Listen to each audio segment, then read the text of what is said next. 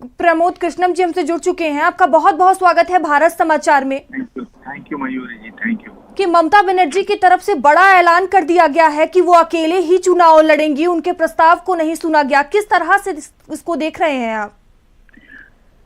देखिए, दलों को जोड़ने से पहले दिलों को जोड़ना जरूरी होता है और इंडिया गठबंधन में दिल नहीं जुड़े थे, दलों को जोड़ने की कोशिश हो रही थी।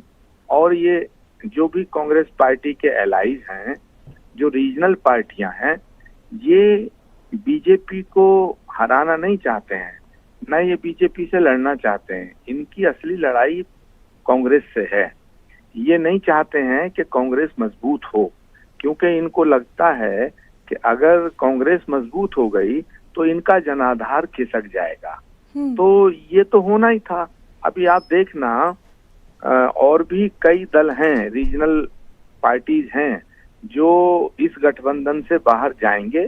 धीरे धीरे करके वो ऐसी शर्तें लगाएंगे जिनको पूरा करना कांग्रेस के बस में नहीं होगा और कांग्रेस उन शर्तों को पूरा नहीं कर सकती है। कोई कहेगा हम तो साहब आपको 2 सीट देंगे, कोई कहेगा हम 1 सीट देंगे, कोई कहेगा हम बिल्कुल सीट नहीं देंगे। तो ऐसी शर्तें लगाएंगे जिससे कांग्रेस और रीजनल पार्टीज के बीच में खाई बढ़ेगी, दरार बढ़ेगी और गठबंधन टूटेगा। अभी 2-4 दल और हैं जो छोड़ करके जाने वाले हैं। तो क्या इससे भारतीय जनता पार्टी को फायदा होगा? बिल्कुल भाजपा को फायदा होगा और भाजपा को फायदा हो रहा है। और भाजपा को फायदा करने के लिए ही ये रीजनल पार्टियां कांग्रेस से दूरी बना रही हैं, क्योंकि इनका जो पहला निशाना है, इनका निशाना या इनका मोटिव, इनका उद्देश्य, इनका लक्ष्य बीजेपी को हराना नहीं है, कांग्रेस को कमजोर करना है। जी देखिए, आप कांग्रेस के बड़े नेता हैं, आपकी आवाज सुनी जाती है। क्या इस मुद्दे को लेकर कांग्रेस हाईकमान से आपकी कभी बात हुई? जी, कांग्रेस नेतृत्व काफी संजीदा इस विषय पे है, लेकिन कांग्रेस लीडरशिप के आसपास कुछ ऐसे लोग हैं जो बहुत महत्वपूर्ण हैं और जो इन रीजनल पार्टी से टच में हैं और वो रीजनल पार्टी के एजेंडे को पूरा करने के लिए कांग्रेस को बैकफुट पे लाना चाहते हैं, कांग्रेस को डराते हैं और कांग्रेस को ये बताते हैं कि भाई किसी भी कीमत पर रीजनल पार्टी से हम अलायंस करें वरना बीजेपी को नहीं हराया जा सकता। इस बात का फायदा रीजनल पार्टी उठा रही हैं। मैं ये कहना चाहता हूं कि कांग्रेस पार्टी को पूरे देश में अकेले चुनाव लड़ना चाहिए, क्योंकि ये रीजनल पार्टी जो हैं, ये और भाजपा सब मिले हुए हैं। तो आचार्य जी, जिस तरह से ममता बनर्जी ने अकेले चुनाव लड़ने का ऐलान कर दिया, तो इससे लगता नहीं कि इंडिया गठबंधन को कोई नुकसान होगा? क्यों नहीं होगा? इंडिया गठबंधन रह कहाँ जाएगा? जब ममता जी अलग हो जाएंगी तो इंडिया गठबंधन रह कहाँ जाएगा? ममता जी जहाँ हैं वहीं अखिलेश यादव भी जाएंगे, वहीं 1-2 और लोग हैं जो जाएंगे। शरद पवार जी की पार्टी भी देखिएगा, वो बीच में कई टुकड़े हो चुकी है।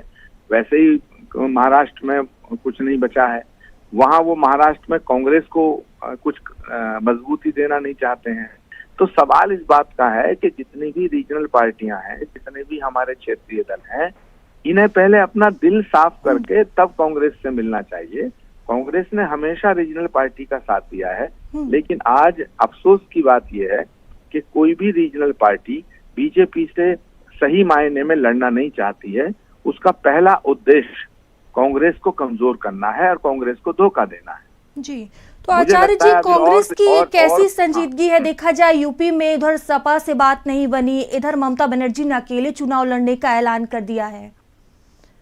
देखिए, राजनीति में कोई रहमो करम पे दीनहीन भावना से है। राजनीति में अपना जो प्रभाव है वो सिद्ध करना पड़ता है, अपनी प्रेजेंस सिद्ध करनी पड़ती है।